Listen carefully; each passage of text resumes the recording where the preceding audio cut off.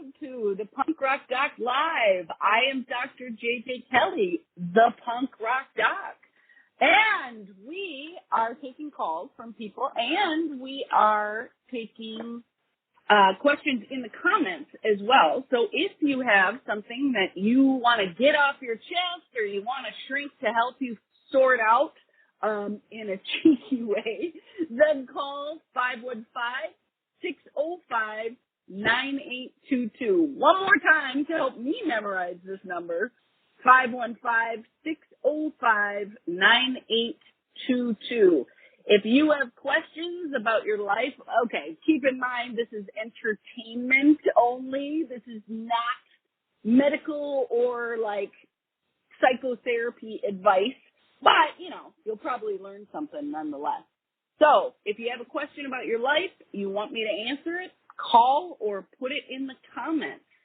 For now, we will start with my Roz, my Robin, my producer in the booth, Christy Brower. Hello, how are you? Hello, I am great. I was at a lavender festival all weekend, so I'm very zen. Great. Huff that lavender, people. Advice from Christy. Dude, it works. I bet it does. Just get your face all up in a bowl of that. Pretty much, yeah, except you had to watch out for the bees. But it was gorgeous. Great. Awesome. All right. So you said you had a question today, yes? I do, yes. Lay it on me, sister. My wife and I decided that we are moving. And we're going to move about 4 hours away from our families. And it is the farthest either of us have ever lived from our families in our whole lives. And I'm 46. Wow. She's 54. Like, yeah. So I'm the oldest. I have two younger sisters. We've been raising our kids together. We're very close. We currently live 10 minutes and 30 minutes apart, you know. And so there are a lot of big feelings around this whole I'm moving thing. And I always tend toward feeling responsible for them and guilty. And I would love some, you know, cheeky advice about how to handle that. That's big, dude. That's huge, life-changing. Yeah. I am sitting here with, like, saucers for eyes that's the farthest you've ever lived.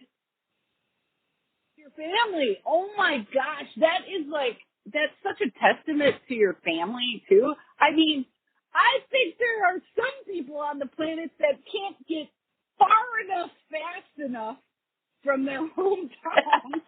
Oh, my God. As quickly as possible. Like post-college. Go. Maybe post-high school, even. So, I bet there are a lot of feelings. However, responsible is not one. You said I feel responsible for them. Hey, I wish we had video for this, which we're sorting out, because you would see the fucking full body eye roll I just saw from Miss Christy here. Even though having produced my book, having spoken about emotional intelligence a whole lot, it's such a great example of how we get in our heads about things and we start to mistake thoughts for feelings. That's a human thing. No matter how emotionally intelligent you are, how many skills you've learned from me or from somebody else, like, we do that all the time. So you did say guilty, which definitely is a feeling. And remind me to come back to the guilty thing, because that's a sneaky one that I would love to like disentangle. But what other feelings are you having about this? All we have so far is guilt, and I think there are more there. Oh, definitely fear. You know, this feels a little like stepping out into space and you know, overwhelm about like all the stuff we have to change and do differently, and like it's a lot. I have to kind of stay really like one step at a time focused on this so that I don't, my wife totally spun out recently and I'm like, stop. We can't solve any of these things right now. I'm trying to do, one at a time focus, but it is scary for sure. Yeah, for sure. And I also think that the way we experience fear in the body a lot of times is a similar way we experience excitement in the body. I think those are like chest, abdomen, like your guts kind of stuff. And sometimes like a bubbly, heady feeling too. And so I think that we're so programmed for fear, which obviously is super legit, super valid in this situation, so much unknown. I think sometimes we can mistake just because we're so programmed for fear. So while I think both of them are certainly on board, and I don't want to like toxic positivity this shit either. Like there is big time fear, guilt. I would think there's a grieving process as well because, I think moving is always a grief. I've moved a lot. And I think positive moves. I've always been happy about my moves. However, an acknowledgement of the grieving process, it's the end of something so that the beginning of something, right? So it's like when we're all excited and a little scared about the newness of it, we're packing boxes and there are all kinds of pictures and shit, like that's nostalgia city. Oh yeah, that's true. I think we try to talk ourselves out of the sad part of it because it's so happy where we're going to.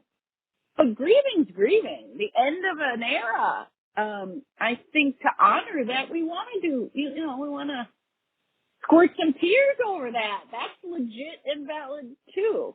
And I think people skip over that because it's like a cognitive dissonance around it. Like, why the fuck am I sad? That's dumb. I'm super excited about, like, it somehow cancels out their decision and then spins them out about like, oh fuck, maybe this isn't the right decision. Like, you're supposed to only feel positive emotions about change. Give me a break. True. Yeah. It doesn't matter. I mean, there's a lot of grief around it and fear and yeah, it is the end of an era. It is the end of us raising our kids together, really.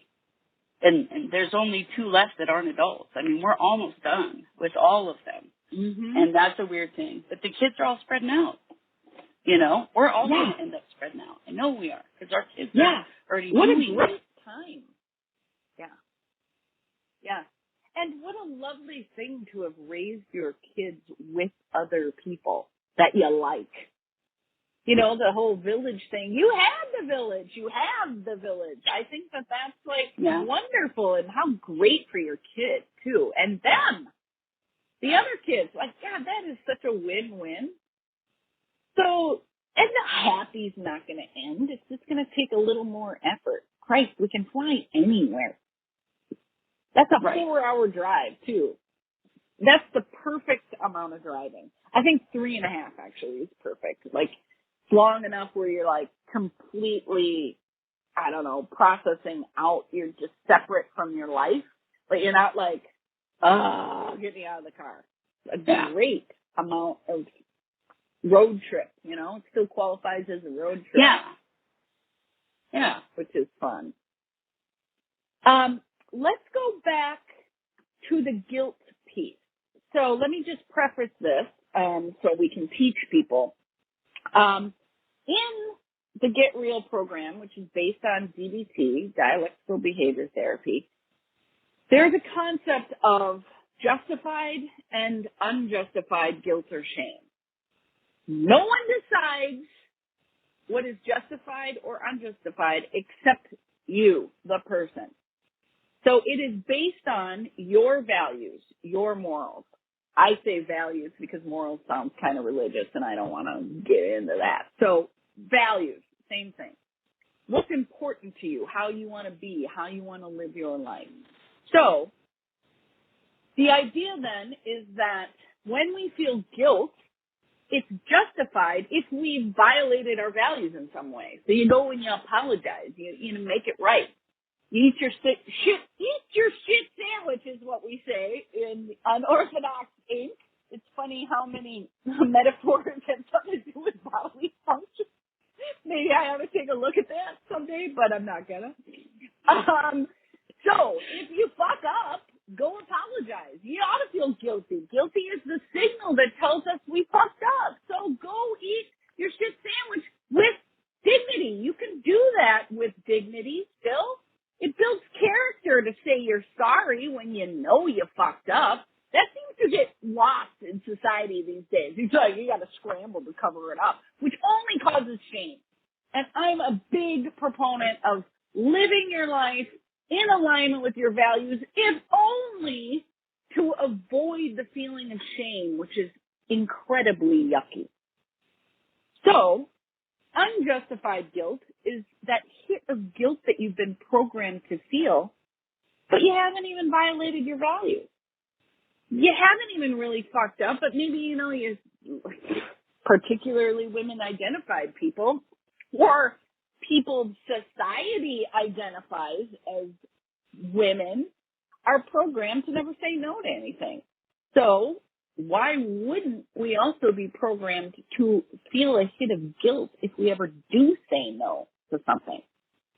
Even if we haven't violated our own values, there can be that hit of guilt. That would be unjustified guilt.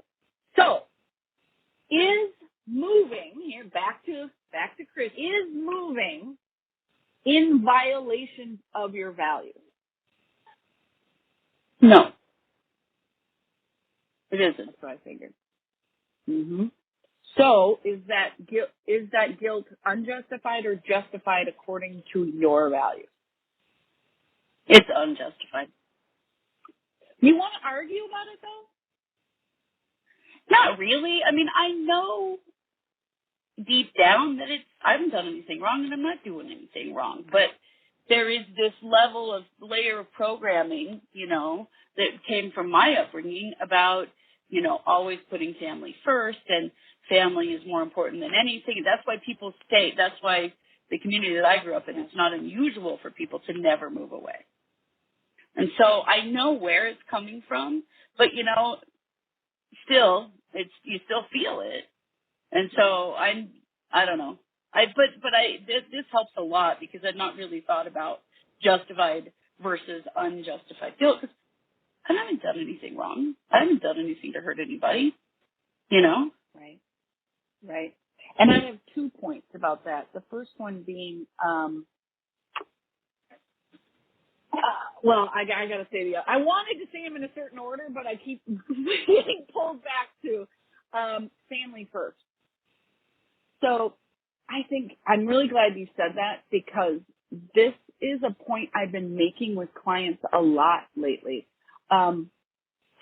We talk about in DBT reasonable mind and emotion mind, and down the middle is wise mind. And that's where we make our decisions from. That's our gut, our intuition, our values. It's also like that optimal human experience of flow. That happens in wise mind. So family first.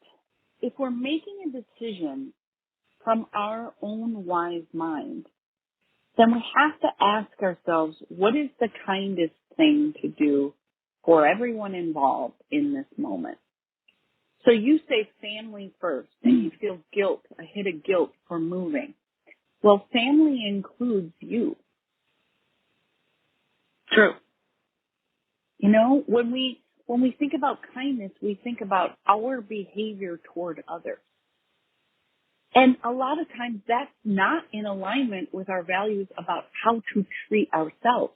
The way we treat others is how we're supposed to treat ourselves, and vice versa. Most people cognitively grab onto that. I don't get a lot of argument about that concept. Yet all I see day after day is people speaking to themselves silently and aloud in a very cruel way to themselves that they would never dare say to anyone else. And if you would never dare say it to anyone else, it means you know better. You know that's cruel. So how the hell do we get to a place where it's acceptable and even kind of like virtuous to beat the shit out of ourselves verbally, like it's supposed to be some sort of American motivator or some shit? I call it verbal cutting. And I call it that on purpose because that shocks people into actually taking a look at it, because the shit is so normalized, nobody thinks it's even as destructive as it is. Body image stuff. The number of smart, like IQ, empirically measured smart people calling themselves stupid it's so destructive to self-confidence and self-esteem. It just, it kills me. So I don't know that I'm not saying you're doing that. I'm just saying that the family first thing is such an in for me to talk about how we exclude ourselves from statements like that. Family first. You're a part of the family. True. We gotta be True. That's a really good ourselves. point. You know, like it eludes us. It's not even on our fucking radar. I really, really like strive to change that in the world, or invite a new way of thinking about that. So that was my actual second point, was include yourself in how you think about kindness. Not just Christy, everybody. We all have to do that. I never ever say those kinds of things to myself. That is a discipline, by the way. You catch yourself doing it. You stop. You don't judge yourself for doing it. You bring yourself back to a mantra or something that grounds you in the present moment. My starter mantra for everybody is, unfortunately, it's Louise Hay. I approve of myself. That is not mine, and I use it. I'm not saying I approve of everything that she does. I'm just saying I like that mantra as a starter, and it's not mine. So I like to choose mantras that are like at least a little bit uncomfortable. And you and I have done this, too, with the mantras, like trying to change your beliefs about yourself, your life, your choices, whatever. So in order to stop the real EEL of negative self-talk, just notice that you're doing it and then stop without judgment, without further slaying yourself for having done it. No, that's a win if you catch yourself doing it. It's a disruption of an automatic way of thinking. And then bring yourself back to a mantra. Doesn't have to be that one, anyone. So that was point 2. Point 1 is there are very different ways to deal with or treat guilt, justified guilt, and unjustified guilt. If it's justified and you fucked up and you went against your values, then the obvious thing to do is to repair the damage. Go apologize. Maybe do something nice for them so you like get all the way even. I like the making up for it thing, not just the I'm sorry. And then let it go. Not a million I'm sorries. I'm sorry, where you like burden the other person you wronged with your own like guilt and shame dump. The treatment, quote unquote, for unjustified guilt is quite different.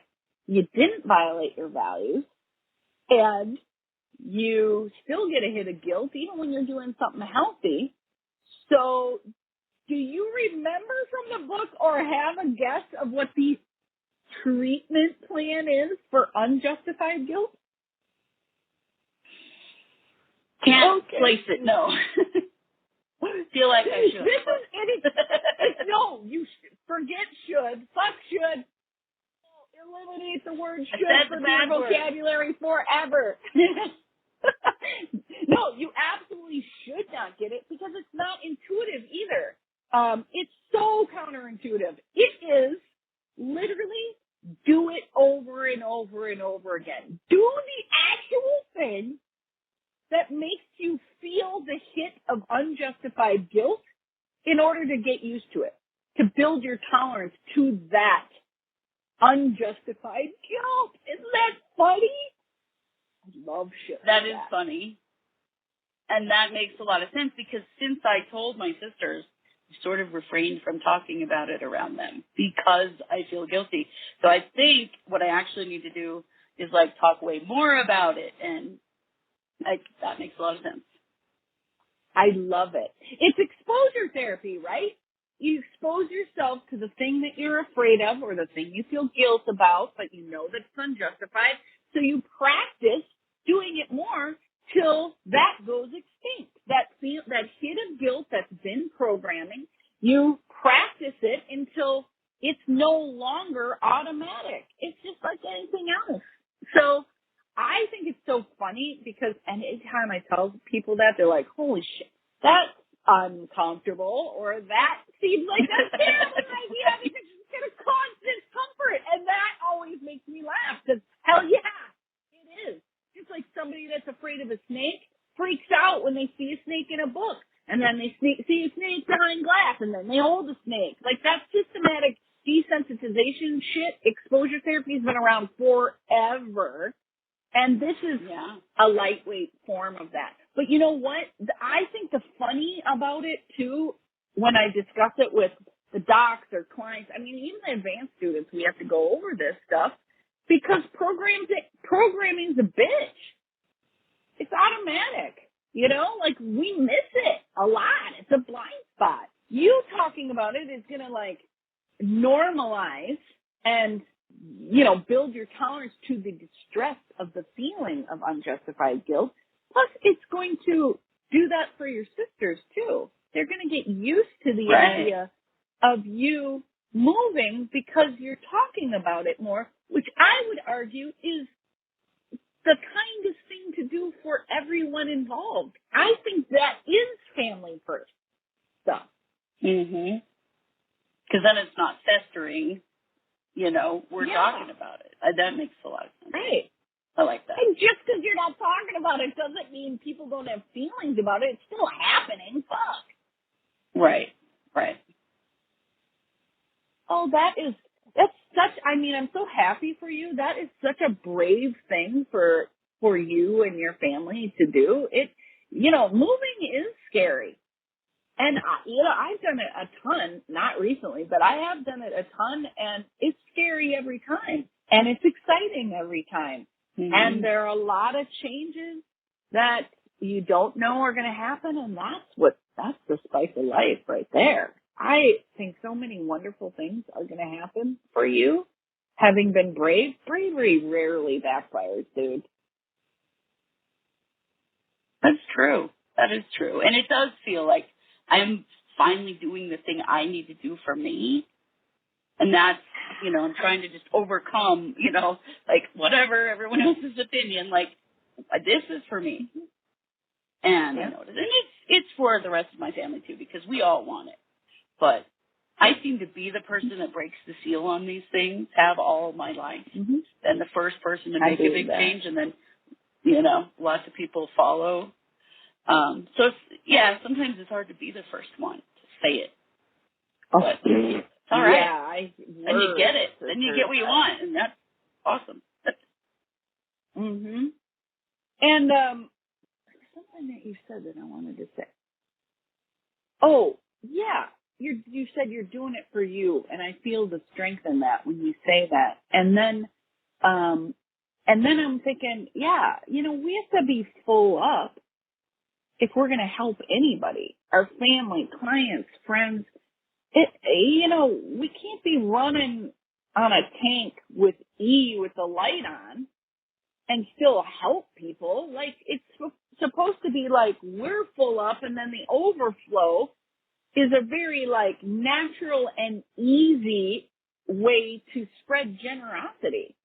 Otherwise, we're just going to burn the fuck out. And that's, first of all, that martyr thing was like helping till we bleed. I don't believe in that at all. I think it's kind of narcy, too, to play that martyr card. And you know me, I'm like joy as resistance. I mean, black folks have been saying that forever. And I, ever since I was little, agree with that. I think that in a world like today, joy experiencing joy as much as possible and liking yourself, that's the most punk as fuck thing to do. It's an act of revolution to like yourself and experience joy in this world we live in today. So that's where this fucking train is going. I mean, and I've been called naive my entire life, probably because I'm woman identified, for being happy. People can see me walking down the street. They either like want to glom onto it or destroy it to justify their misery or whatever. But I've been called naive a lot, as if I'm not smart enough to be outraged. I am outraged about a handful of things at the moment. And I think that behaving according to your values increases self-confidence, which increases one's capacity to experience joy. And if joy is the goal, then you have to choose that kind of behavior that matches your values every day. And that is disciplined, hard work. It's not that hard once it's habituated. But sometimes shit happens in life and it's hella hard to choose it. But it is a choice. So it is not a lack of intelligence or a lack of knowing what's going on in the world that is why I'm a happy, joyful person. It is a choice, and everyone can choose that, and everyone can like themselves. There are ways, like emotion regulation helps you behave according to your values, even when you're experiencing intense emotions. I mean, DBT is the shit. You don't have to take it with me, but emotional intelligence skills, go learn them somewhere. If you want to learn them with me, drjjkelly.com, but don't not learn them from somebody. Because as we know, and I say all the time, happy people act right. It's real easy to act right when you like yourself and you experience joy often. Christy, thank you so much for being vulnerable and honest like that. I really appreciate that. Yeah, I'd like that we can do the back and forth because then I can ask more questions or I can dig, and that was really cool. I appreciate that. Thanks. That was. Thank you. I feel better. I feel like I understand better where this is coming from and what to do with it. So right on. So I think we're going to cut it there, but if anybody wants to ask a question, Tuesdays at 11 a.m. PST, I'm going to be off a couple weeks for vacation and emotions camp. So if you, what's the date on that Tuesday, that next Tuesday that we're, I don't know, I don't have a calendar in front of me, but. Let's see. The 19th is when we'll be the back. 19th. The 19th, 11 a.m. PST. We will be back, and hopefully with video. Once I figure this video situation out. But thank you. Yep. Thanks everybody for joining us. Thank you Blog Talk. Thank you Christy. And we will be back the 19th. Thank you for joining us on the Punk Rock Doc Live. And remember, happy people act right.